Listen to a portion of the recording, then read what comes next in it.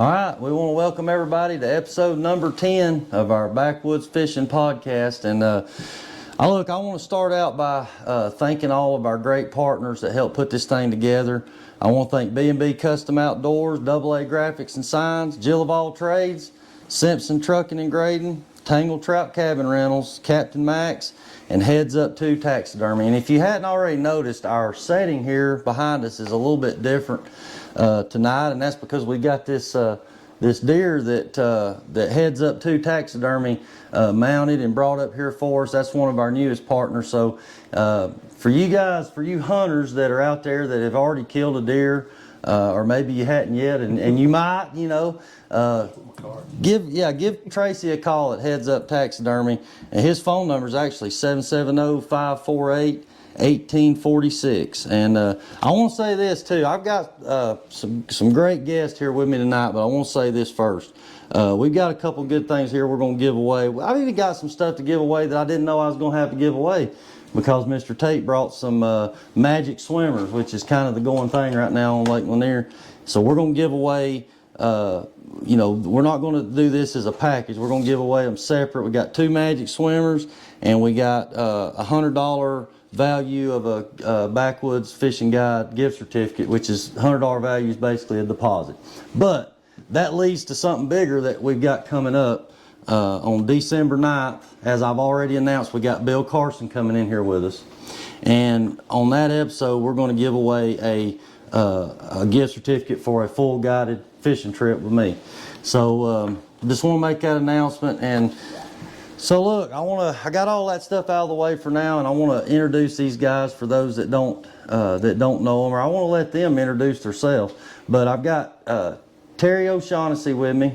And I think I finally said your last name right. Yeah, you nailed it. I nailed it. Knocked it out. Yeah. So we've got, a guy here that's been fishing a long time. And when me and Terry set this thing up, we threw a couple names around, who else we might could get in here. Yeah. And Terry's like, look, I got this young guy that's started guiding at Lanier, and let's get him on there, and let's, we've had a lot of experience come in here, so let's get it from a different perspective, somebody that's just starting out right here. I thought that was a great idea. Yeah. And that led to even better things, because not long after we set everything up, Tate called me up, wanted to take me fishing, and I was excited to get to meet this kid. And he took me out fishing on Lake Lanier, and as some have already seen the video, it was incredible fishing. I mean, he put us on a great bite, and I got to know him a little bit, but I really didn't have as much time to get to know you as I wanted to, because we was too busy reeling in fish. But that's one good thing about tonight. I want to try to get to know you better. I already know Terry a good bit, because we've sat and talked at the Fish North Georgia podcast. So for 3 times together, ain't we? Something like that. 2 or 3 times, me and you and Henry Cowan, and that's the one thing I want to say real quick is, when I was nervous, man. We first did that first podcast. I was so nervous, I didn't know what to, but I had a lot of fun. Yeah. I enjoyed it, and that's really what led to us doing this deal here, and to be able to get some of the people we've had in here, like Mac Farr, Jim Farmer. We got Bill Carson coming. We've had a lot of great guests in the striper fishing world, and sure. and even and honestly, when I asked them guys to come on, I figured I didn't even know that they would even respond to me. But the fact that they said yes, Mac Farr was gung ho. He's like, I want to do it. He was ready to do it. So I was honored by that, and I'm honored to have you guys here tonight. So tell everybody a little bit about you. We'll start with Terry. Since you're older, we'll go older first and then down. Yeah. Probably the oldest one sitting at the table now. Yeah. Just turned 45. Name's Terry OShaughnessy. I'm originally from New Jersey. Grew up fishing, Canada, the backwaters of New Jersey for striped bass, catfish. Pretty much I fish for striped bass or catfish is really pretty much it right there. But been in Georgia now for almost 20 years, fishing Lake Lanier for 20 years now, and just jumped into the guiding game. And I would say part-time, but I'm more or less full-time. I'm out there 3-4 days a week mostly, so it's a pretty good clip. And then I work the other 4 days a week, so it's a 7-day-a-week job right now. You're full-time anyway. It may not be full-time fishing. Yeah. Well, I'm gonna tell you something. As anybody that guides knows, it's a full-time job. Even if you're only fishing 3 or 4 days a week, the stuff that you have to do on those couple off days, you think, well, I've got 2 or 3 days off. I ain't gonna do anything. Those days normally leads to, okay, where can I go catch bait and get my bait caught up, or I got to go get stuff, get my tackle ready. There's something to do all the time. Especially for you guys on Carters. The work never stops. Especially on Carters, because you guys got to get your own bait. Well, we're going to talk. We're going to get Terry to talk a little bit more about Carters, his experience with Carters, and we've only been on here 5 minutes, but just to let everybody know, if you want a chance to win these Berkeley Magic Swimmers or this $100 gift certificate from Backwoods Fishing, then you got to comment. To be able to be eligible for these prizes that we're going to give away at the end, you have to at least drop us a comment on there. And don't be scared to ask these guys some questions. I know there's some people out there that because I've already had some people that told me they was looking forward to you being on here. And I think everybody wants to pick Tate's brain a little bit about this top water bite that we've been on. So, look, I want Tate to introduce himself and tell everybody a little bit about you. All right. My name is Tate Watkins, and I've been guiding for about 3 years now. Been full-time since last June. And I started loving striper fishing when I used to go out with Clay Cunningham when I was about 7 years old. We went out with him a couple times, and I told him when I was young, I said, I want to do what you do. And he told me I can do anything and just set my mind to it. And I guess about 12 years later, he gave me my first trip on Lanier. And ever since then, I've loved it. And I worked out a job for a couple years to try to get my name out there and be busy enough to do it full time. And I worked there for 2 years. And after that, I just told myself I'm going to go for it. And I was a little scared at first, but once I got the wing of things, it was, worth it for sure. Yeah. Well, the one thing that, it can definitely be intimidating, especially when you're first starting out. So the question I used to always get when I first started out, first thing they would say when they got on the boat, how old are you? Almost like, they was doubting already the fact that I was this young kid, but listen, I've already seen this guy down here, or I'm gonna call him a kid because he's a lot younger than me.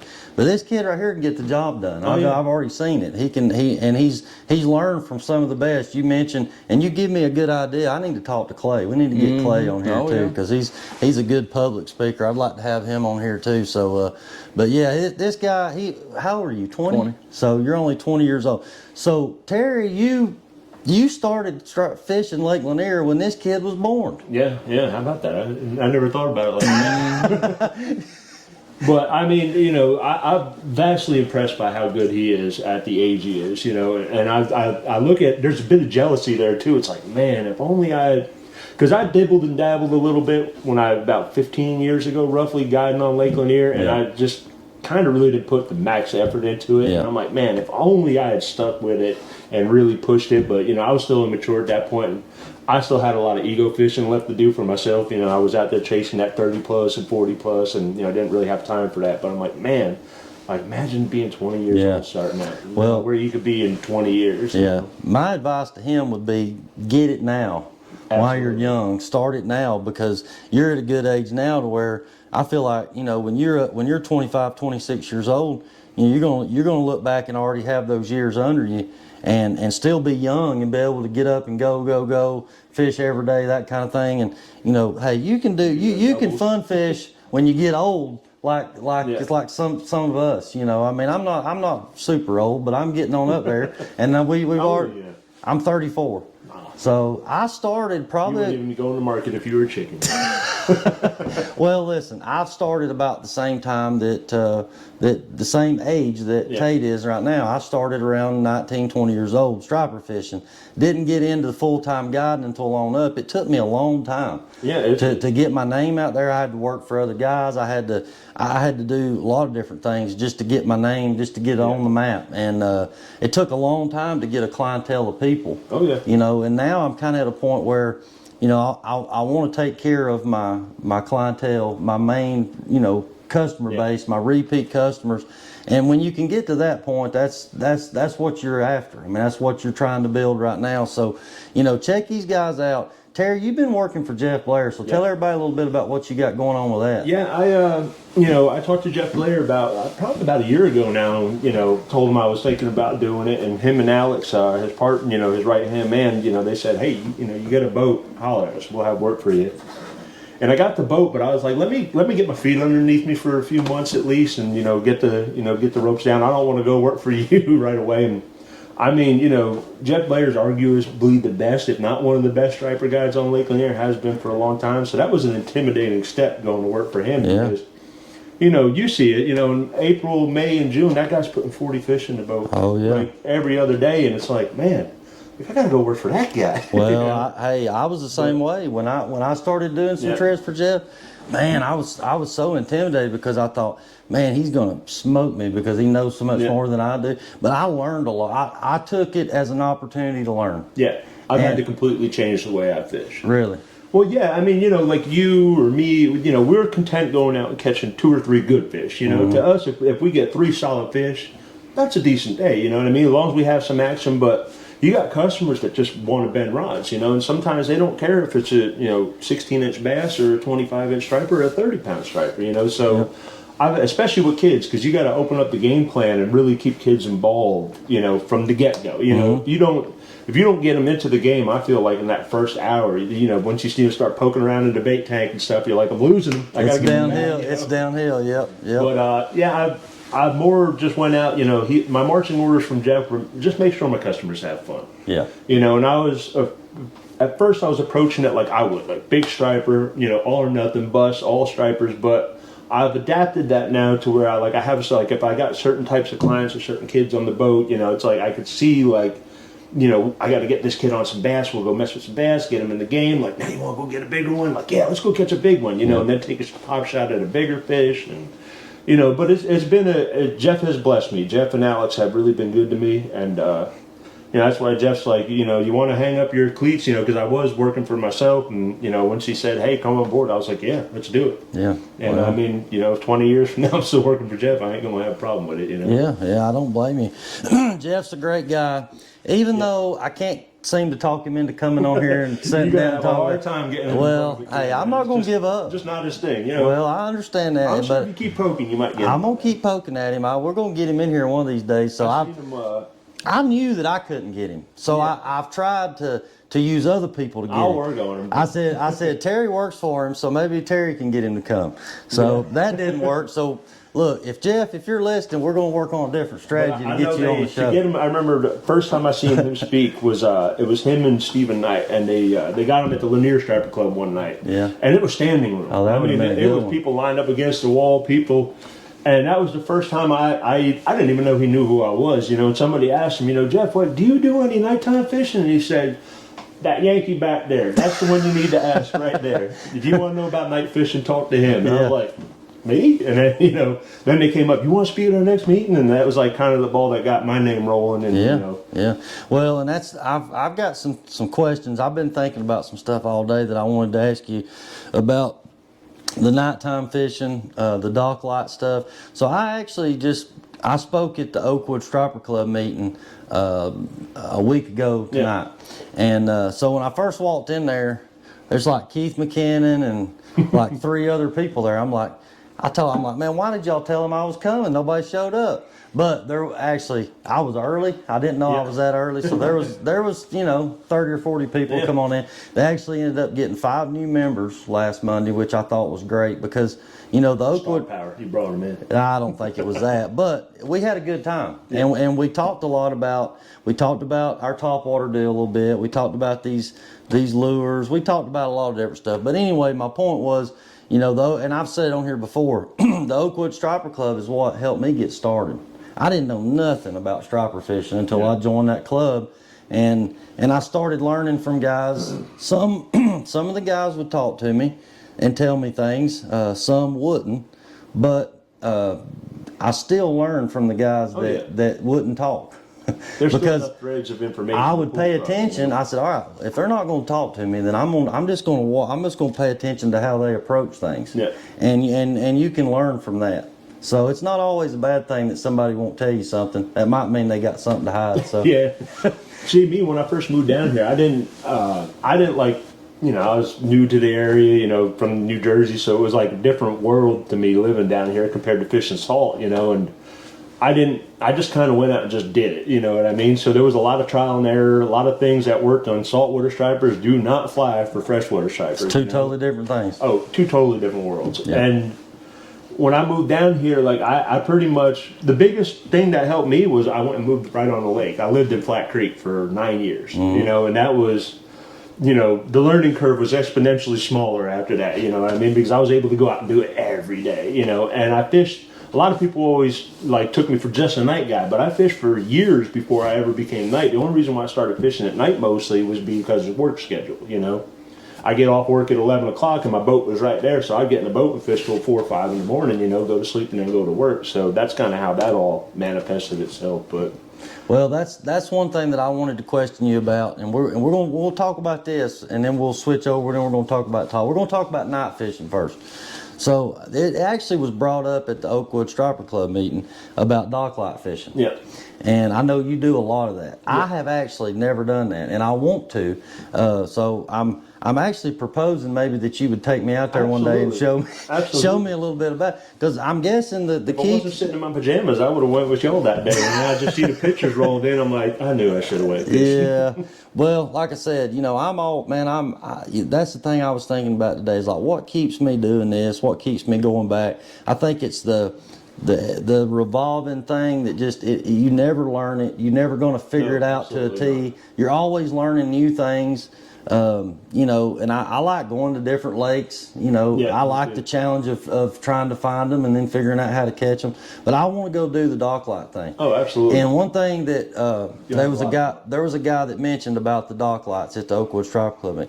He said that a lot of times, there'll be 2 or 3 boats pull up on a docklight, and that's certain times of the year. That's certain times of the year. Like April, there's an assembly line going to some lights, you know what I mean? But this is what the point I'm getting at, and this is what he was telling me was, he said the problem that they were having was there'd be boats fishing on a light, and then all of a sudden the homeowners would turn their dock lights off.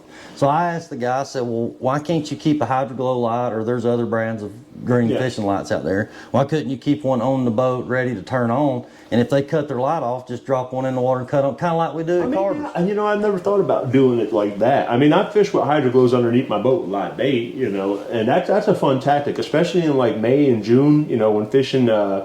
You get some of them weird, moon patterns and stuff in May and June where fishing will get a little bit tough or a little weird. Yeah. And that's like going under like Brown's Bridge and dropping a hydroglow like late May, June. You can catch a lot of night stripers doing that. Yeah. Just doing downlines right under the boat. But do you think that all the bait and fish that's on that dock light, if those people that own that dock, if they cut that light off, and if you immediately went over there and dropped your light, do you think those fish and that bait would come under your boat and stay under your light? I would think so. Yeah, I would think so, as long as you're close enough to the epicenter of where it was. The problem you may have then is then you may have boats fishing around you, but you're going to have that anyway. See, one of the reasons why a lot of homeowners do that is I lived on the lake, so I dealt with it firsthand. Is people snag your dock, they snag your dock lines, they get treble hooks into your seats on your boat, stuff like that, and then they get on your dock to mess with it, and then people poke around looking at your stuff. They don't like, people don't. I can get it. I understand. It's a lot of the reason why people do that is to disrespect. You know what I mean? Have respect for people's personal property. You know what I mean? Like, if I get a lure stuck in a dock rope, I will pull up and I will go through the ends of the earth to try to get that out of there, because you don't want to go out there and grab, next thing you got a hook in your hand. Yeah, that's the end of that line. I understand that.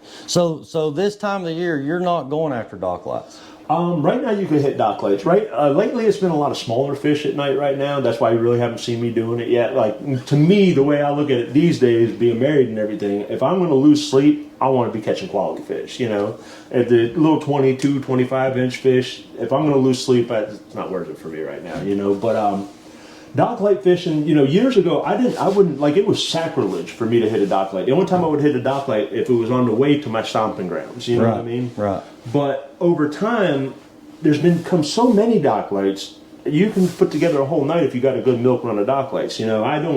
What's funny is people come fishing with me and they're like, you don't have any waypoints for these things? Like, nah, it's all, because there are dock lights that are be on one night and they're not on again for another year. Right. And there's some dock lights in the back of these pockets that nobody knows about. And I won't creep into some dock lights if I see other boats out there because I don't want to give them away. Yeah, I mean, it's kind of selfish, but Lake Lanier's a busy lake, so. But the one thing that I see a lot of people do on dock lights is camp on them, and those fish, usually you're going to pull up to a dock light and you're going to pluck off 2 to 3. I mean, some nights you could sit there and just beat up on them, you know what I mean? There was a dock light and a certain creek arm up on the left side of the lake that we sat there, me and my buddy caught 17 off that light in like 2 hours. Wow. They just, every time we thought they were slowing down, another pack would roll in, Wow. But most of the time, what I do is I'll hit a dock light, I'll catch my 2 or 3. Now, the fish won't necessarily leave, but they'll become aware of you. And then they become a lot more tight-lipped. I mean, you can push that a little further if you're pitching live bait into the light, but I'm more of a, I guess a purist. I want to throw artificial at the light. That's my game, And you get them on artificial after those first few fish gets a little difficult. So what I do is I try to hit them for 15, 20 minutes, bounce to another one, let that one simmer and marinate for another hour or so, then come back and Go hit back that to light. it. Usually if you find Makes a good sense. run of like 5 lights in a creek arm or something like that, you can just bounce back and forth Yeah. all night, Right. and just next thing you know, by the end of the night, you got 25, 33-inch stripers. So I know back in the day, 25 to 30. a lot of times people would just go out on points and shoals and stuff and throw bombers and that That's kind of what I thing. do. No dock light stuff, just I more wouldn't hit 'em traditional unless it type was on fishing. my way, It's just except it's at night. Now the bomber fishing, a lot of people keep asking, they're like, any bomber bite yet?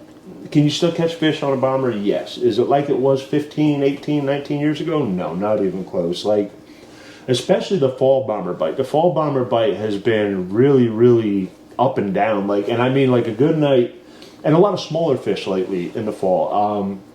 Springtime, I can almost call my shot like Babe Ruth every March. The first 2 weeks of March, I almost always at least got 1 to 2 30-plus pounders, on a bomber. Yeah. And that was fishing rocky shoals, shoal markers and stuff like that on the lower half of the lake. I'd always got my biggest 30-plus in March on the bottom half of the lake. Yeah.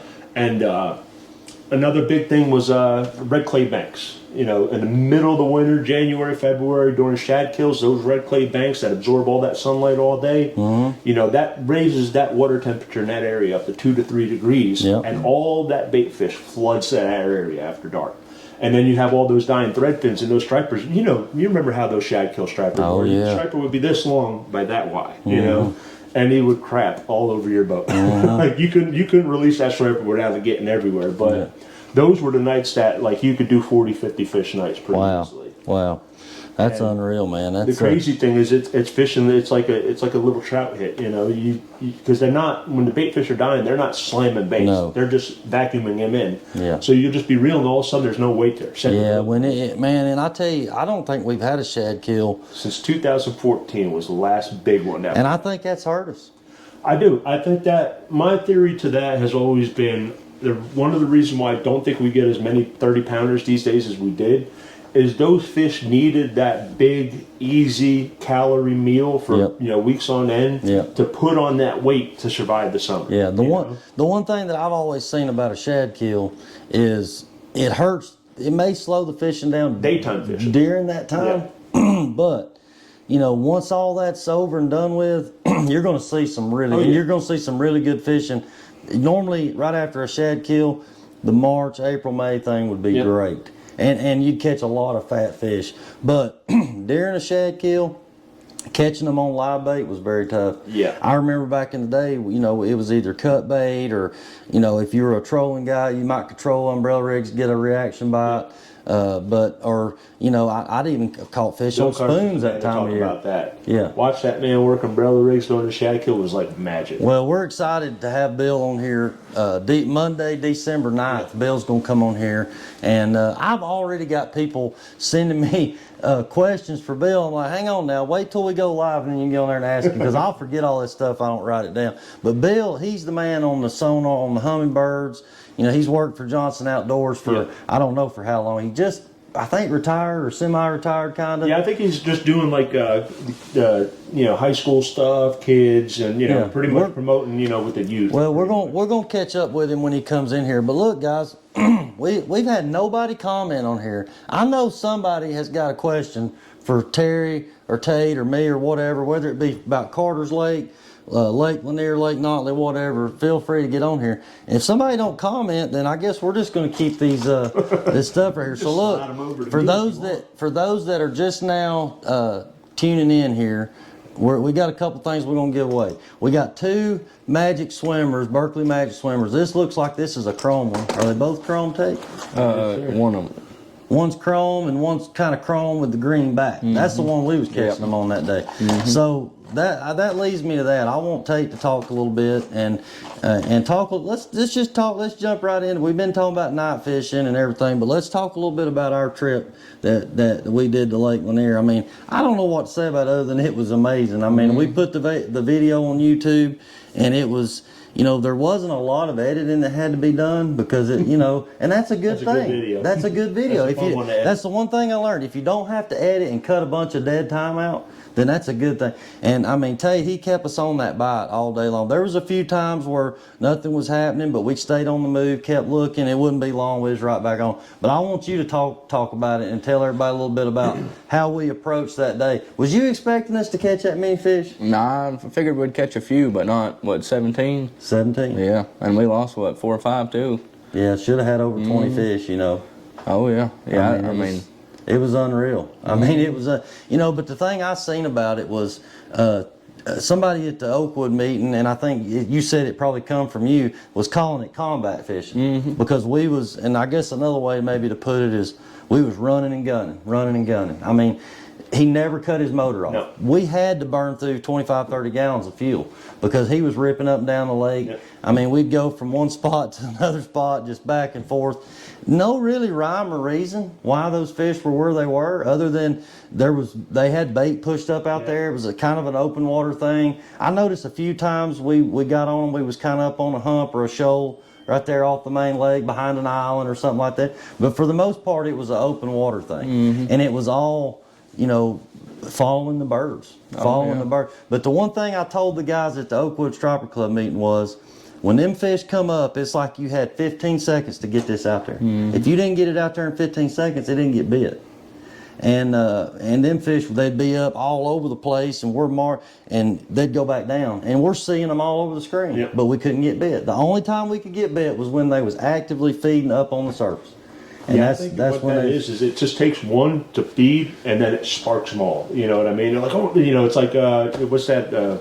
Musical chairs, you know, it's when the music stops, everybody starts hustling. You know, when they see one feed, it's like, oh God, I gotta eat something, you know, and then they just spaz out for a couple minutes. Well, the one thing that I felt like that Tate did a great job at was he was watching these birds. He wouldn't wait till the birds were diving. Yeah. He would watch them and see them. He would see them circling, and when you see them circling, he would go ahead and start heading towards where them birds were at. And 9 times out of 10, even though they fish wasn't coming up yet, it wouldn't be but just a minute and they'd come up and you would already be. That was the thing that I told the guys at the Oakwood Striper Club, because one guy was like, well, do you need binoculars? Or, you know, one thing you could look for is all the boats running to the thing at one time. But I'm like, the thing I seen was, what helped us was, if you could be the first boat to them fish, you were the one that got the good out of that. We'd double up, triple up.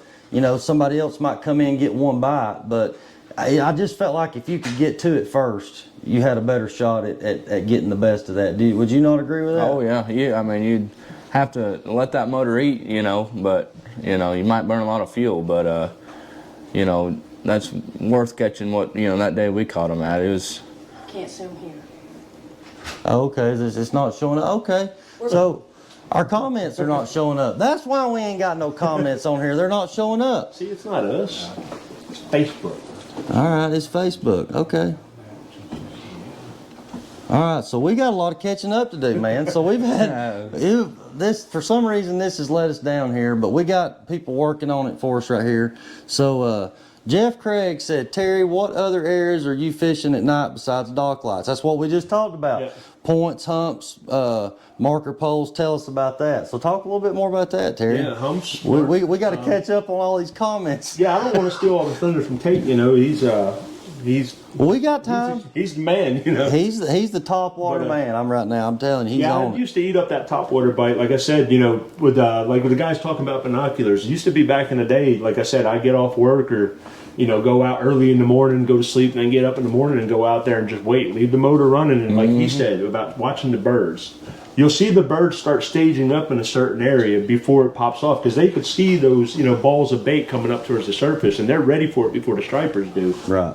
But and as far as night fishing goes, points, saddles, humps, red clay banks. I like red clay a lot, especially at night in the cooler months and like March. March red clay attracts a lot of bait fish at night due to the warmer weather. Because like I said, and that red clay is in 5 foot or less. That's soaking up that sun all day, heating up that water. And that bait fish, they want to get in that warmer water at night. And the stripers, they just move them up, and then they got them corralled. You know what I mean? And the stripers just come in all night long feeding on them. And it's nonstop fishing. But yeah, actually, if you look, our weather pattern we got coming up next week, we got some 20s and 40s. Actually, as far as the 10-day goes out, it's 20-degree morning, so that's going to get that water temperature moving down. I mean, it's a little late, but every year when we start seeing that, man, I'm just praying that we get a shad kill. Yeah. And when you hear the daytime guys complaining about fishing, that's when I'm out there at night. Yeah. So, look, Tate's fan club is coming here now. Yeah. So, Brandon Davis said he's proud of you. But Keith McKinnon said Tate is the only one of us that can stay up at night to fish anymore. We're all too old. So that's a good point, man. It gets harder on you. It's a lot harder. When I was 30, it was, I could stay out there and fish, 10 hours and do it every night, 7 days a week. Now 1 or 2 nights and I'm toasted for 4 or 5 days. It's like night trips. A lot of people try to book with me for night trips, and I can only do about 2 in a row. 2 in a row, and then I need like 4 or 5 days off again to recover. Oh yeah, I can't do it every night. Because you get wind blasted, you're cold. And the beautiful thing about night fishing, everybody's like, well, ain't it cold? But the beautiful thing about night fishing, you catch a lot of numbers. And you know how it is. When you're catching fish, you're not cold. Yeah. You don't notice the cold until they stop biting. Then your hands start getting cold. We experienced that day, didn't we? It was cold in the morning, but then we boated our first 2. It was a double, right? You and Joe doubled up. And we weren't cold anymore. Yeah, it was raining, and I remember one time I was like, man, it's cold. It was windy, and we even though we had rain gear on, once everything gets damp, rain's running in down your thing, it goes it's up like. your sleeve, down your But shirt, like he said, it didn't take long at all. I mean, once he got us on the action, man, we forgot all about being cold, and it was. So somebody said that they could use one of these magic swimmers if they could ever get out on a cloudy day. So that brings up another subject, and that was one thing that you was telling me then when we went. You said if it's the cloud cover, the rain, the wind, all that combined, it was kind of a front pushing in that day with that rain and everything. Terry made a comment earlier that he canceled his trip that day because it was a mutual cancellation. I did talk to the customer later, and he said he wouldn't want to fish that day anyway. So I was redeemed on that one. But I still should have went fishing. Well, but one thing you said though that sparked my interest was one thing that not only did the rain keep you from it, but you said the last time there was a front come in like that, it killed the fishing. Yeah, fishing. Where with us, that front that come in, it turned the fishing on. So to me, that's a good point to where, because I have people ask me that, how do these fronts affect these fish, post front, pre front, all this stuff. And go ahead. no, you're good. I think it affects them in different ways. I think there's times where a front can be a good thing, and if you've been on good fishing and something changes and there's a cold snap comes, sometimes it can kill it. I think that's what actually made that front so productive, and that next 20, 48 hours after that front was the first front that we had that actually got water temperature moving down. Yeah. Because we had several fronts come in and it didn't change the I guess the atmosphere of the lake. The water temperature stayed the same, the front came and gone, nothing changed. Turnover, frozen still, Yeah. And then that front actually dropped the water temperature a couple of degrees, and it seemed to fire those fish up. Yeah. It was a change that they were looking for. I think Brad Whitehead said that was an incredible day. He was out there that day too. So Tate, tell us a little bit about how the bite has changed since we went. And that's been what, 2 weeks? Yes. Was that 2 weeks ago? Something like that. Week and a half, 2 weeks. So how's things now compared to how it was then? Is it pretty much the same thing, hit or miss kind of deal? It's a hit or miss, but it was, I think, a lot better about when we went. And also it's like I was throwing them, I guess I'm at 125, the chrome one, and there's a 110 chrome one, and they wouldn't touch that one. But I just dropped down to the smaller size, and they would eat a lot better. And I've been doing better on the smaller ones this year too. Now, what size are these? These are 125s, and they make what, a 110? Yeah. So the Like a 110 90. is what you're catching them on. That 110 is pretty versatile because I think that 110 kind of bridges the gap between herring size and threadfin size. Yeah. Hey, So Shannon, scroll depending us on on what down bait to you're the feeding bottom. on, you can kind of be in the middle of both of them and attack both, Because you know how stripers are. When they get the blinders on, they want to eat that one thing. That's all they're going to eat. I'm pretty sure this is the one that we was catching Yeah. on the day we went. It was, which I don't really understand because I noticed you had a bone color tied up that day. They wouldn't hit that thing, and it looked so good in the water. I was like, why wouldn't they hit that thing? But they was hit. Not that this looked really a lot different, but it's darker. Yeah. So maybe that other one was standing out too much, where this one was blending in more to the actual. Because I mean that looks like a blueback heron. Oh yeah. But look, one thing that I wanted to bring up tonight, especially since you brought these, and this is something that I brought up at the Oakwood Striper Club meeting. Tate made mention of something when I met him at Hammond's, and I actually bought a couple of these, and he's like, "Man, you need to get some bigger or some better hooks because we've been bending the hooks on these things," which I've seen that with a lot of lures. Yeah. Where the hooks just wouldn't uphold stripers. Maybe bass, it's okay, but not stripers. And the one thing that I thought about, because I'm watching these fish hit that day, and man, we'd hook up, and these things are tail walking out of the water. They're jumping up, flopping around, going crazy. And you know how these things get, man, when they get hooked. A lot of times that hook will get in there and it gets in a bind, and there's no way, it gets in a bind, that fish makes a hard turn, it bends the hook, and fish comes off. Yep. So And they'll get messed up in the nets too. Oh God, yeah. we struggle with that too. I was like, Nets will man, tear them up real good. I was like, man, you'd almost be better off to just have some grippers and just reach down there and grip them, because we was getting them. I changed like pretty much all my artificial. I changed them out to I think it's Owner Mustad brand, the KVD Mustad brand, the 2-time hard, 1-time short, and I like the ones with the sharper bend. Because the round bend to me always felt like it opens up easier. The one that has that sharp bend in the corner seems to resist opening up more. You know what I mean? Because that sharper bend, keeps that loop from opening up. Just like I'm a machinist, so a sharper angle, it prevents it from bending outwards as much. Right. Yeah, I changed them to 2-time hard, 1-time short on everything. So just a stronger hook. Number 4s.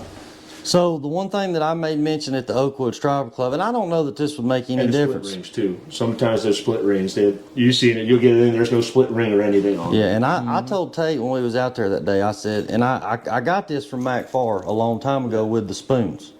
And Mac told me, they come with right here's one right here. It's got the barrel swivel at the top. Yeah. But it don't have a barrel swivel at the bottom, where the hook goes into that bottom split ring. And a lot of times that hook and that spoon would get in a bind when the fish was hooked up, depending on which way it's hooked. So Mac told me, he said, if you want to have some extra assurance, put another barrel swivel at the bottom of that spoon. So I got to thinking, well, maybe if you put a little barrel swivel on the end of it, and it would be easy to just stick a barrel swivel on that split ring right there, and then that gives it some more. Yeah, it don't have to be huge. Yeah, no, it could be one of those, the little Spro ones.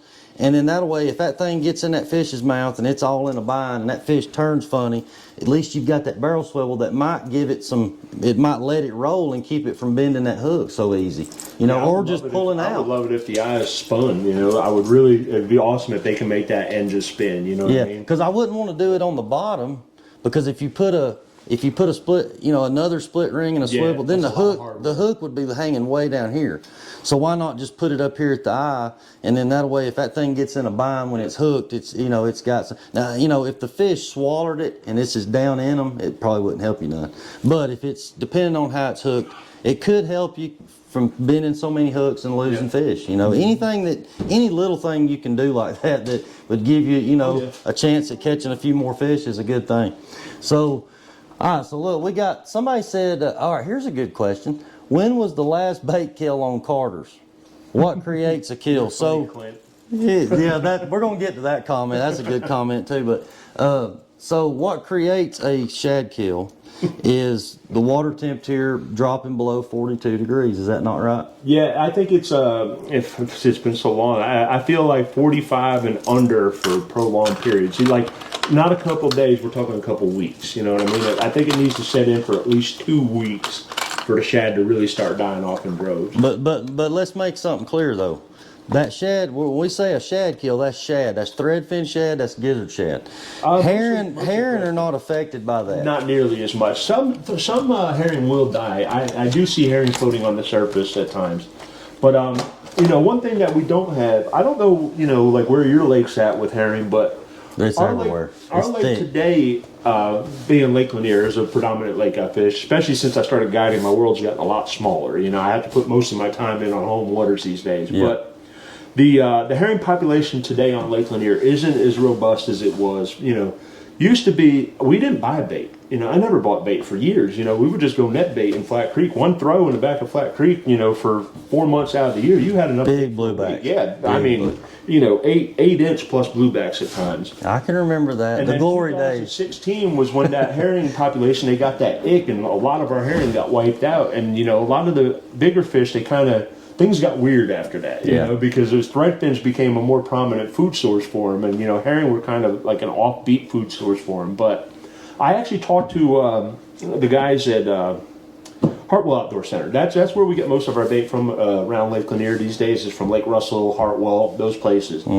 And I was talking to the guy because he was there loading up, and Terry from Sherry's was there. Terry from Sherry's, that's a weird thing to say, but he was there, and I was talking to him, and a lot of the bait was really, really small this summer. And he said that it was like every 3 or 4 years the herring population dips on these lakes. And he's like, it's not an emergency situation, but you'll notice they get harder to catch. There's not as many. And I guess what it is, the lake gets up to carrying capacity, and then disease or whatever, you know, sickness takes over, and then it, you know, wipes out a lot of them, and then the herring population gets smaller and then blows back up. And I don't know. I think that, you know, it's just a theory. Until I can get a striper to actually talk to me on the boat, you know, this is all just conjecture. If anybody could get a striper to talk to him, it would be Terry. It would be Terry. That's all. These are the things that I lie up at night staring at the ceiling like, why are the stripers acting this way this year? What is different? And I think, you know, I don't think we have as much herring in the lake right now as we did last year. I just don't feel like we do. Do you? You seeing as much herring coming up when you see stripers? Like those stripers over open water, that's what they're feeding on. Like over the river channel on the south end is mostly herring, but I don't see the big schools of herring I was seeing in the last 2 years, and I think we might be in that dip that those guys from Hartwell Outdoor Center were talking about. I almost felt like, and I could be wrong, it could be small herring, but the fish that we was seeing, we would see bait, little bait, and it was little bitty, like 2 inch. I mean, I would think thread fins. Maybe it's small herring. It could be. But I mean, they're hitting these, which imitates a herring. It's the same size as a blueback herring, but that may have something to do with what you was talking about, having to go down to the smaller one. They were really keyed in on small stuff. I've done much better this year on the smaller one than I have on the big one. Yeah. So at Carter's, you know, this past year at Carter's, we've seen a lot of small bait. Like we used to catch the big herring, not bluebacks, but alewives. We used to catch some really big ones. I've caught alewives. I caught one time. It was 11 inches. Wow, I've never seen big. I mean, it looks like we used them for bait up in New Jersey. Yeah, it looked like a river heron, or it almost looked like a skipjack. It was so big. The alewife had the big eyes. Was about that big. I've never seen one over about. I mean, we used to catch them 5, 6, 7 inches out there all the time. Now this past year, it's been a lot of small stuff. Like just you throw your net, there's just a bunch of little threads. There's a bunch of little herring. But I can tell you this: maybe the bait population at Carter's, the bait's smaller overall. The average size is smaller. But the population of bait is still as much as it's ever been, because you know, not only has the water not dropped below 42 degrees, but you got to think about this: Carter's Lake is so deep. Even it'd have to get really, really cold for that bait to not be able to get deep and find water that's a little bit above that. And you don't have a thermocline either, right? So I've never seen it. Depth and be okay. I've never seen. So I'm gonna say this. I'm gonna make this point. We were catching spotted bass a couple days ago at Carter's in 70 foot of water, and these fish were not up at 25 foot. They were down. They were down. We was pulling some of them up, and their stomachs was spitting up like the stripers do when they're really deep. On Lanier with bass. I couldn't believe it, but it's because there was bait from 30 foot all the way to 70. Now, I'm not saying that it's always that way, but 9 times out of 10, the fish are going to go where the bait is. Don't matter if it's 70, 80 foot deep or if it's 20 foot deep. And, you know, as everybody knows, Carter's is just one of those real deep lakes. But to answer to answer Brian's question, I haven't seen a sign of a shad kill, and he said 2014 on Lanier. I'd want to go as far back as to say probably before that, probably 20. There used to be a lot of gizzard shad in Carter's.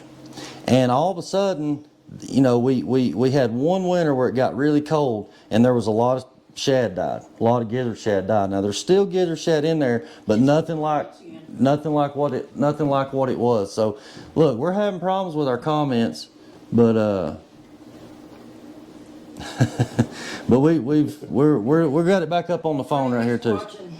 So so a lot of these questions that we didn't even know that people were asking, we've already answered.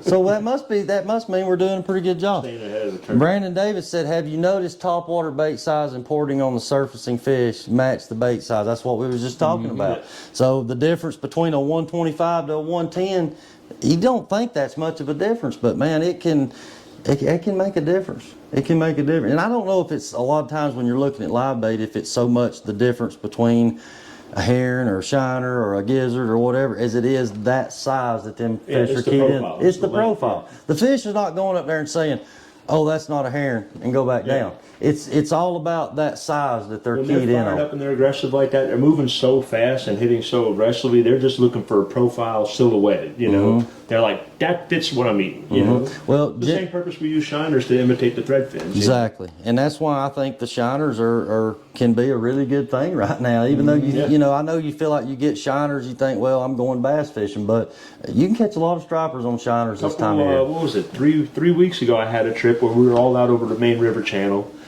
Fish buzzing by us. I mean, it was Joe Hilliard was out there with us, Clay Cunningham, and these fish were just coming by, and you know, schools of 60, 70 fish. Nothing, they weren't hitting. You know, I'm using herring because that's what I use when I'm targeting those fish. And I have one bait down there at 65 foot with a little tiny shiner. That rock smoked, folded over. Like, okay. Another one, like, okay. Next thing I know, I got 4 shiners down there at 60, 75 foot. It's like bang, bang, bang, bang, bang. I would have never done that 10 years ago. Right, you know? right. So Johnny said, I went the day before you guys, talking about me and Tate, and the wind was killer, found a lot of birds, but never saw any fish eating in open water. Had a good morning at least. So, I mean, that kind of sums it all up. I mean, what Tate was saying was it's been a hit or miss. And that's kind of how the fishing's been for me. It's probably been more miss than it has been hit for me. Yeah. But you know, like Notley, I fished Notley today, it was tough. There's still signs of turnover everywhere. Yeah, I mean, there's still seeing it on Lanier. Still seeing it on Lanier. In some areas. So I heard, I can't remember who said it, but maybe it was Joe Hillard, said that the DNR, somebody at the Oakwood meeting, I think they might have had the DNR there maybe the month before I was, and he said that the way things were going, it could be on into December before the turnover was completely. And I think how they look at that is the water that's coming out of the dam at Lanier, dropping into the lower Chattahoochee. When that water clears up and it doesn't have that green look to it, I guess that's what they feel like that's, you know, considered it finishing up. Yeah, you'll have some patchy areas that still have turnover going on. So tell people, Terry, how they can read the water to know that that's a possibility that turnover is going on. Dingy, where you're seeing your bait, and that's been my big theory lately. Is I just don't think the stripers have been comfortable, you know, because what happened, we were going into turnover, and then our weather pattern froze, and we stayed within 3 degrees of our water temperature for what, 6-7 weeks now, something like that. Yeah, just stalled out. But the worst part was we got frozen at the worst part of it. You know what I mean? Like, usually when that first turnover first starts, the fish are unhappy, they're on the move, they're looking for good quality water and they can't find it, and they're kind of, in my estimation, I think they're agitated, you know. Yeah, they're not happy. Yeah, they're just not happy, and that's what happened for, you know, weeks and weeks on end, is they were just frozen in that bad period, you know. Yeah. But I have been seeing signs over the last couple of trips that things are improving, though. I think you've seen it too. Oh, yeah. You know, you can see the fish are starting to come alive. They're starting to post up more, you know, like you seen that day, you know, hovering over a certain area, feeding for longer. There were some guys, I know Brad had a good day this weekend. A bunch of people had a good day this weekend. It's kind of been weird. Like, you could either, go target a bunch of smaller fish with a chance at 1 or 2 good fish, or you could just go hunt for 2 or 3 good fish. You know? It doesn't, at least up until this past week, it didn't seem like you could really do both at the same time. Yeah, it's 2 different things. Yeah. It's 2 different things. And that's what I've tried to explain to customers in the past is, you know, catching numbers and catching quality fish, sometimes it can work out where you can do both, and sometimes it's to where you have to do something totally different. And, you know, so we got the Striped Bass Challenge is going to be coming to Lake Lanier this year. And that's one thing, we're going to start talking that up because, you know, we've been fishing some of these Striped Bass Challenge tournaments the last 3 or 4 years, and they've all been way off here and there. Yeah. So even though I don't fish Lanier like you guys do, I still feel like it's somewhat, it's not that far. It's an hour from here. So I'm looking forward to that, and I'm going to be looking for those 2 or 3 big bites like what you're talking about versus chasing. But I'm going to be honest with you, man. We caught some good fish out there. I mean, I'm not saying that we had tournament winning fish. That was a solid 34 plus inch fish. It was a 15-pound fish, man. I mean, all day. I mean, we had some good I ones. was flicking through your pictures. I'm like, yeah, that's a good one. I was like, whoa, that's a nice one there. And I'm sitting in my pajamas like, man, I knew I should have went fishing. Yeah, I mean, hey, don't feel bad, Terry. That's how my luck goes, too. Usually when I stay home, that's when the good bite is. So, oh, yeah, every time. So Clinton Bain said, Terry, you ever taken anyone under your wing and taught them how to catch fish? I'm going to take a pass on that, Clinton. I know what you're getting at, and I ain't going to do it. I don't know how to take that exactly. I ain't going to bite, Clinton. I know what he's getting at. We're just going to leave that one on the cutting room floor. All right, we're not going to get into that. Sorry, Clinton. But we appreciate you tuning in and commenting here. You're going to have a chance to win some stuff. So, Trying to stir that drama. He's trying to stir something up, but hey, look. Clinton's a good guy. No, look. He's just ribbing me is what it is. Yeah, well, look, there's been some guys that, I'm going to say this. There was a few guys one time that took a chance on me. Yeah. Just like what it sounds like Clay took a chance on you. There was a few guys that took a chance on me, and that was one of them being Captain Mack, Robert Edison, Jim Farmer. There's several guys that helped me when nobody else would. And, I mean, I know it can be kind of a dog-eat-dog world out there, but at the same time, I feel like I look at somebody like Tate. I mean, he started out, he's young, but you're going about it the right way. I think the biggest thing is when you're starting out, you can't go out there and start making enemies right off the bat. No. And getting out there and stirring up drama and stuff, that's never good either. That's just it's not a good impression. So I felt like when I started out, I was intimidated. I had all these older guys that were working around me. My competitors were older, experienced fishermen. Robert Edison, Louis Bartonfield. And I'm like, if I'm going to do this, that even a while yeah. Back, He's bass fishing. But if I'm going to do this, I'm going to have to earn these guys respect. I'm going to have to prove to them that I can go out here and catch fish on my own and not have to bother them or get in their way or mess them up to earn their respect. And when you do that, it's going to make your life so much easier. Oh, yeah. And then these guys will start wanting to work with you. They'll start because they can see, look, I'm going to benefit from working with this kid because, he's getting out there, he's working his butt off, he ain't scared to get out there and put the time in. And I mean, I can't fault anybody that'll get out there and put the time in and the work and the effort and do it, I mean, if you spend any amount of time talking to him, the one thing that hits you about Tate is he's a good person. You just by the way he talks, the way he carries himself, doesn't get in any Facebook drama, unlike myself. I've toned it down a lot, but I used to let things bother me. You know what I mean? Because you know how it is when you do something, you do it well. There's going to be people that'll needle you and come at you. Oh yeah. I mean, it just happens. You're going to have haters. Jim Farmer called them haters. Yeah, more or less. You know what I mean? But I've always been the type like, yeah, let's do it, man. Let's argue. You know what I mean? But I've had to put that aside for the business aspect of it. It's just not a good look. But I have like 5 really good friends in the fishing community on Lake Lanier, and I know I can call any one of those people in an emergency situation. I wouldn't because I'm not the type of person to reach out for help like that. But like a friend of mine called me yesterday. His trailer bearing went out. Jumped to. But just, that's what we do for people who are friends. You know what I mean? And you can tell Tate's one of those people. You know what I mean? It's like I know I can call him if I'm out there. Like, hey man, what you got going on? I've got one bass in the boat. Well, hey, it's not the greatest thing, but we're picking away at fish over here, man. You're more welcome to come. Some people are just going to give you the regular. Yeah, you know what I mean? Or they're going to give you what they were doing 2 hours ago or something like that. But he's a good dude. I mean, it's pretty apparent. I enjoy talking with him. I see him at the ramps just about every day I'm fishing. He's launching out the same ramp.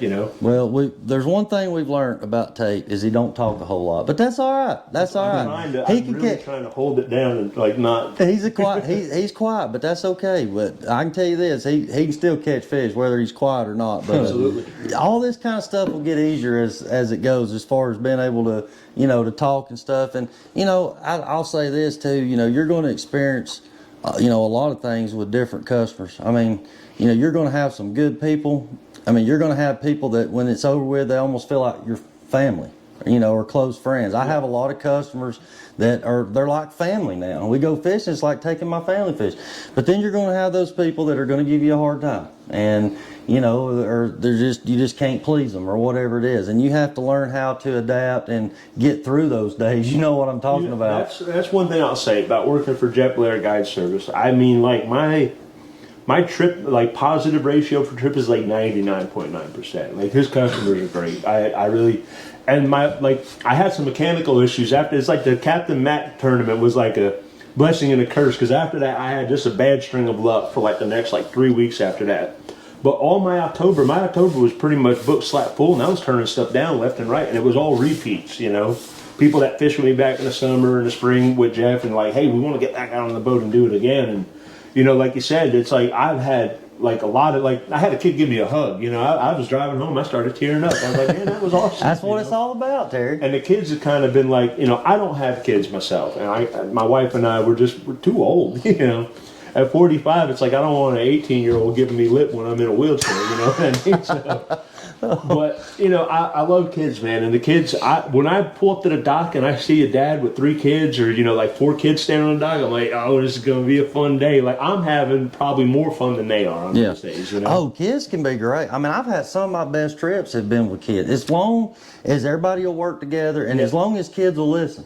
You know, if they listen to their parents and they listen to me, we're going to have a good day. You know, and especially if the fish will cooperate, we're really going to have a good day. Oh, yeah. But, you know, I've had, like you said, there's nothing better than, you know, you get that 10-year-old kid on your boat that's never caught anything bigger than a 2-pound bass, and they hook into a 15, 20-pound striper. To see them light up and that smile on their face. Like, oh my God. Yeah, like, you know, just in shock. I mean, there's just nothing, even to this day, there's something about that that gets to me. And it's, you know, there's just something, and I know it takes a different kind of person, a special type person to be able to guide, to be able to interact with people. You know, you got to be able to catch fish, find fish, catch fish, but there's other things that go along with it too. You got to be able to interact with people. You know, you got to be able to talk, have good conversation. And, you know, it doesn't hurt if you strike it off with somebody and you have things in common. That helps get, you know, the day too. But, you know, look, guys, you know, no matter what guide you are, I don't care if you're Jeff Blair, Clay Cunningham, Tate Watkins, it doesn't matter. You're going to have good days and you're going to have bad days. Oh, yeah. It's just the way it is. The saying that I heard this summer, which I really thought was a pretty accurate saying, we're guides, we're not gods. I said that today because that was Mickey's old saying. When I heard that, I was like, there it is. That's what Mickey used to always say. You know, all you can do is the best you can. So, look, man, positive, I'm going to be honest with y'all. I can't believe this. Look, you're going to have to speak up and talk because we're already running out of time. No, look, if we go over an hour, it's fine. But I appreciate everybody that's commented, but I'm not getting everybody's comments. They're coming in delayed, but that's okay. We're going to get everybody's name down. So for these giveaways, we got these 3 items we're going to give away. We got some magic swimmers, and we got this $100 Backwoods fishing gift card. So for anybody that hummingbird away over there? No, there ain't nothing. That box is empty. The hummingbird's on the boat out there. But we can take it off, man. Well, we want to remind everybody too. Look, tools. If you got questions about sonar, about searching, locating, finding stripers, we got the man coming next month, Bill Carson. I mean, you know, like I say, pick his brain about umbrella rig fishing. That man it's an art form with that guy. Yeah, he's the man on the trolling and the I'll stuff. give him a little shameless promotion here. One time, you know, I lived in Flat Creek, right there when you go through the Narrows where it opens up. My house was straight ahead from the Narrows there. And one day my brother and I fished out there all day. We got like 2 bites all day, and we watched him come in that afternoon at about 1 o'clock, and he was working 4 umbrella rigs by himself. And you watch him, he'll see fish off on his side imaging, and he'll swing the boat out and kick those umbrella rigs up there onto that flat. and then drop the other ones deeper and stuff like that. And we watched them catch like 13, 14 fish in like an hour and a half back there by himself. Yeah. Fighting one in, running the boat, and my brother and I, we ran out and got umbrella rigs. The next morning we were like, yeah, we umbrella rig fishing. We put 2 of them out, got the first one snagged in 5 minutes, broke the next one off and like 20 minutes later, and that was the end of our umbrella rig. Hey, fishing. there's more to it than just going out there and just throwing rigs out. I mean, And you then get, pulling in a straight line. yeah, there's more to it than that. I learned a lot from Robert Edison back in the day. He was really good with pulling them. He would, if he seen fish deeper than where he thought his rigs were running, if he didn't have time, he's already marking the fish. So if he didn't have time to let it out, he would just stop the boat and put it in reverse. Right in their He face. would reverse the boat and drop them rigs and let them sink, and then take off, and boom, when you take off, that hit. Yeah, that reaction bite when they see that getting away from like fight or flight. That's what I. And he call was it. like that You don't too. lose the chance. He would make those hard swooping turns and stuff that I'm like scared to make. I'm afraid, I'm going to mess up. But it's all about. One thing is knowing the areas that you're. You got to know the areas you're doing. Yes, absolutely. I've seen people at Carter's put out umbrella rigs, and then go back in the back of wood ring where all that standing timber is on the left side and just wipe out the whole thing. They ain't going far. There's Yep. one, there's two. There goes what $80, $100 worth of umbrella rigs. So that happens. But look, guys. And We're all, he's a genuinely good guy. oh yeah, Bill's a great guy. So we're looking forward to that, and we got. Yeah, make sure you got everybody's name on there. So look, if you hadn't already commented, you want a chance to win this stuff, you better do it now because we're fixing a draw. And look, I want these guys to tell everybody, if you want to book a trip with these guys on Lake Lanier, I want Tate to tell everybody how they can get a hold of Watkins Guide Service. All right, I got a website and Facebook, Instagram. On every post on my Facebook and Instagram, I got my phone number. So if you're interested, feel free to call me or text me. All right, Terry, how about you, man? Is Jeff Blair taking all your phone calls now? No, I still book my own stuff, but it's still under Jeff Blair's banner. I book my own. He sends me trips. So you could either get a hold of Jeff Blair's guides, the Striper Guides, and ask for me personally, or you could find me on Facebook or Jersey Catch Fishing on Facebook. My phone number's on there, and you can book directly with me or with Jeff, either or. So either one of these guys, man, they can get the job done if you want to go catch fish on Lake Lanier. Look, I know I mentioned everybody at the beginning, but I want to mention it again. There's a list of guys here, people and companies that have helped put this thing together and helped us keep it going. And I have to mention these guys. Brian Avery with B&B Custom Outdoors, AA Graphics and Signs, Jill of All Trades, Simpson Trucking and Grading, Tangle Trout Cabin Rentals, Captain Max, and Heads Up 2 Taxidermy. So appreciate all the guys. Appreciate everybody that's tuned in here tonight. And it's went really fast, man. I knew it would.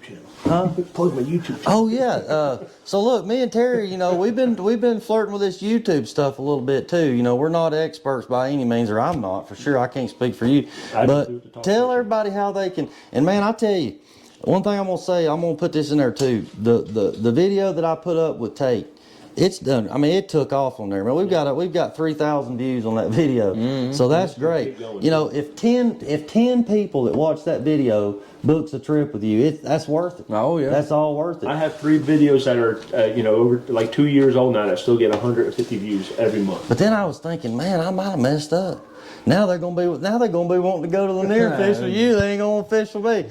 I'm good with it, man. I mean, hey, got one hell of a fishery. Well, I mean, look, it can be good up here. Right now, it's not great. It's hit or miss, but sounds like y'all are dealing with the same thing. Yeah.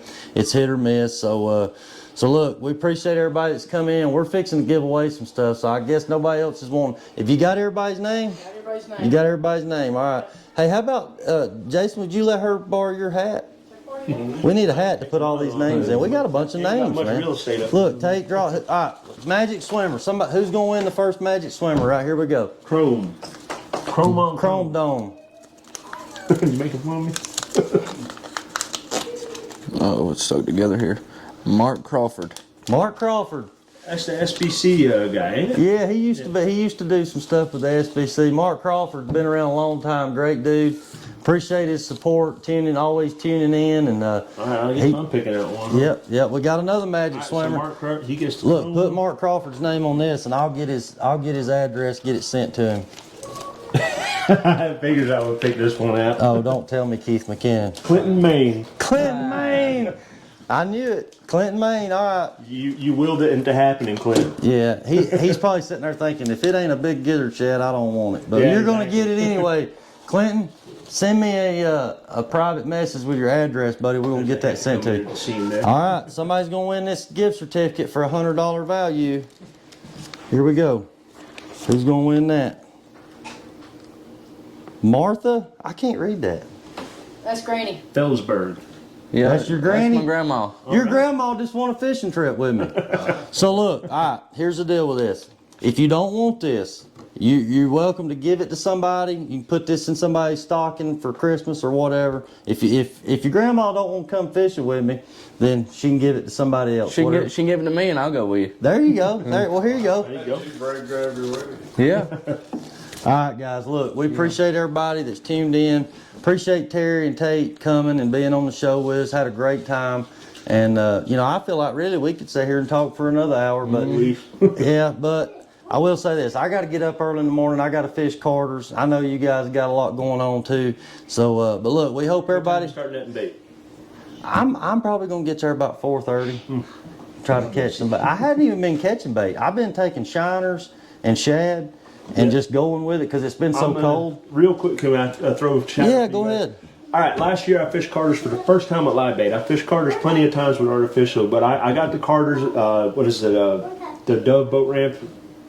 Doll boat ramp. So Yeah. I got the Doll boat ramp, and it was a guy that was working for you, I think, that day. Lynn. Was down there netting bait from like 3 o'clock in the morning till 6:30, and I was like, "So is there betting?" He's like, "Yeah." He's like, "We're getting them." I'm like, "How many are you getting per cast?" He's like, "I'm getting one every 3 or 4 throws." Oh, Lord. And he was covered. That morning it was like 28 degrees, and he was covered in ice. Boat was covered in ice. He went and got some salt from the truck, and I was like, that was the day. Like, my hat's off to the guys that got on this. That's like, tough, man. That's tough. But he went out and he hammered them. I got 3 stripers, and they got 2 for every one that I got. Oh, so you know what? I about forgot about something. We're just going to have to extend this thing. I'm sorry, guys. But look, I want Terry real quick to tell his experience and his story with the first time you ever went to Carter's Lake. You told this on the Fish North Georgia podcast. Yes, it was the first time that I fished there. Tell everybody that, and then we're going to get off here. So the first time I went to Carter's Lake, I travel all over the southeast and fish. Will Smith, Alabama, because I know Tennessee, Carter's South super Carolina, deep, and and it Carter's has Lake, which behave differently in many ways than other bait fish do.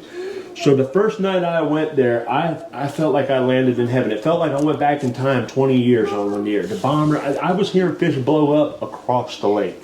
And there was just fish blowing up everywhere. And I mean, I got like 6 or 7, and they were all quality, like 15 plus pound fish, between 15 and 20 pounds that night. And I was like, this is amazing. It was overcast that night. It was an April full moon.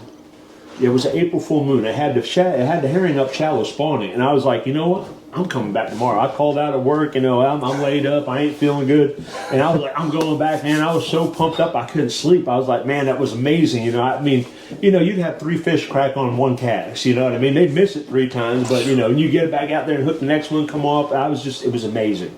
I went back the very next night, same conditions, same everything. I didn't hear one fish blow up the entire night. I covered that entire lake. Completely And I changed. never caught a fish. That's Never Carter. caught a fish. And after that, I decided to learn what makes Carter's tick, and especially after talking to you with the podcast a few times, there's more that goes into Carter being productive or unproductive than any other lake I fish. Because you guys got the pump back, your depth. It's only, how many acres is your lake? 5,000? No, it's only like 3,400. Yeah, 3,400 acres, but that lake has got as much real estate in it as Lake Lanier does, because you got depth. And it's a smaller population. So much of stripers, deep flooded timber, man. Yeah, it's deep water timber, deep water.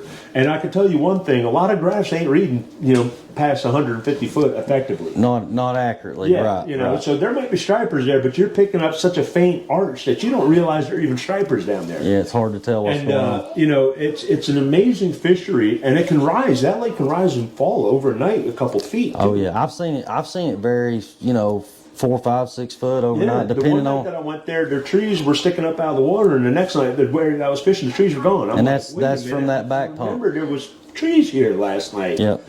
And Carter's Lake, you know, and it took another whole year for me to even go back and try it with live bait, because I was like, man, that's a tough lake to fish. And you know, like I said, the guys that guide on Carter successfully is my hat's off to you guys. Well, it's tough, man. I mean, That's a whole nother ball game. there's been a lot of days up there, man. I've been stressed out, you know, doing everything I know to do, and just cannot put. It's just the way it's the nature of the If ever beast. there was a lake that I would suggest getting a guide to learn, it would be Carter's. Yeah, you know? and I'm gonna say this: you could go with a good guide up there 3 or 4 times, and you might still not get the results you're looking for. I mean, but when you do land on them, you guys catch a lot. So of quality one of our followers, Brian Hatmaker here, he was actually out today. He sent me some pictures earlier. Looks like he had a great day. I think he looks like he caught 2 or 3 nice stripers, and you know this guy. He told me that. Yeah, they're right. And he told me the other day, he's like, man, I finally broke my 3-day, 50-hour, you know, lull that I've been in at Carter's. And, you know, that's what it takes, man. It takes persistence. It takes going and going and going. And watching all these variables that Terry's talking about, all these different things, try to pick up on how it affects it. Yeah. And you know, but it's as a guide, it's hard to line up all these things. And you know, if you're waiting on the perfect condition for everything to line up, you may be waiting a while. A lot of waiting on you know, I've had days up there, man, where I thought, it probably ain't gonna be good. They're back pumping or whatever. They're doing this. They're not generating whatever, and go out there and have a pretty good day. Yeah. So bottom line is, you can't catch them on the couch. Mm-hmm. You got to go. You got to go try. You just got to go do it. You got to go try. Now it's hard to go from what we did that day, catch 17 fish on top water, and go back the next day and struggle to get 2 fish. But you did really good pretty much that whole week. Yeah, but I'm saying, I'm just saying that can happen. It happened to me and Shannon last year. We went one day and caught 2, and went back 2 days later and caught 45. Had one of the best days I'd ever had. I mean, like Carter's? No, we was in Tennessee. What was that like? No, I've never caught 45 stripers at Carter's. What's your best day on Carter's for stripers? Probably 15. That's only half. I can count on one hand. You probably had a handful of them over 20 pounds, didn't you? Yeah, oh yeah, there'd be a couple of them, you know, 18 to 20, maybe even every now and then you'll get a 25 pounder. Yeah. But so back in the summer, I had Shannon and her dad. 2-pounder at Carter's. We had a day up there. We caught 13 this past summer. We caught 13 whitefish between stripers and hybrids. Yeah. So that's an incredible day for Is Carter's there still Lake. a lot of hybrids on Carter's? Not a lot. Yeah. Nothing like what it used to be. We're not seeing big schools of hybrids. It's almost like, so like back in the summer, we'd be marking a good school of fish, but mostly catching stripers. Yeah. And then all of a sudden you'd catch a hybrid out of it. So it almost seems like they're kind of the bigger hybrids. Have you seen those big hybrids though, the 10 to 14 pounders? I ain't caught a 14. So this one right here was almost 14. It was 13.8 or something like that. Yeah. I haven't caught many like that. It's few and far between now. Most time you catch a hybrid. Yeah. Now she caught one at the re-reg lake. That was believe this or not, now 17 pound I believe it. hybrid. I believe Huge, biggest hybrid I've ever seen. It was a monster. We actually caught a couple good fish that day. But to get back to what we were saying, you know, it's most of the hybrids you seem like you catch up there now are 8 to 10, maybe occasional 12. But I was told years ago that there were 2 different strands of those hybrids. Yeah. They crossed them 2 different ways. And one way they got really big, and the other way they were more like the Altoona hybrids that were 6. Probably you know, like a female striper crossed with a male. You know. yeah, like, I can't. the other way around. Right, I can't remember exactly what it was, but that was. And from my understanding, they quit stocking that strand, and they went with the strand that like they put in Altoona.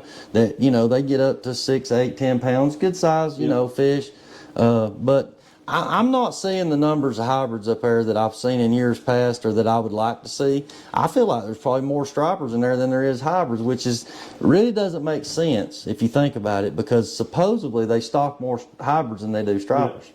I know that varies from year to year, but anyway, so we got to work on I can't believe we're still going with this, but we got to work it's my on. fault. I'm sorry. No, you're good, man. That's a good thing. But look, I need to work on getting the DNR and the biologist in here. You know, where we can. You know, I want to learn more about the stockings, and I feel like I have learned a lot over the years. But I'd love to learn more, and I'd love for the viewers to be able to learn more about. I'd love to, and I hope they're listening. I'd love for them to come in here and tell people, look, guys, this is what we're doing, and this is what we're doing for the future and to trying to make it better, because I've got a son over there that, you know, I hope when he gets older and has the patience to fish, I'll tell you what, that they'll be there for him to catch. In a couple of years, they just put 600,000+ in Lake Lanier this year. Yeah. So we're going to have a bumper crop here in a few years. Yeah. If they did it the right time of year and stocked them correctly, there's going to be a lot of fish in a couple of years. Yeah, that's a good thing, man. So look, guys, I appreciate. We were supposed to quit about 15 minutes ago, but we appreciate everybody that's tuned in, and don't forget about December 9th with Bill Carson. We got some other stuff coming in next year that we ain't got dates set on yet, so I ain't going to announce it, but we got some exciting things coming on for next year. So we appreciate everybody watching, and hope you guys will tune in with us next time. We appreciate you. Thank you.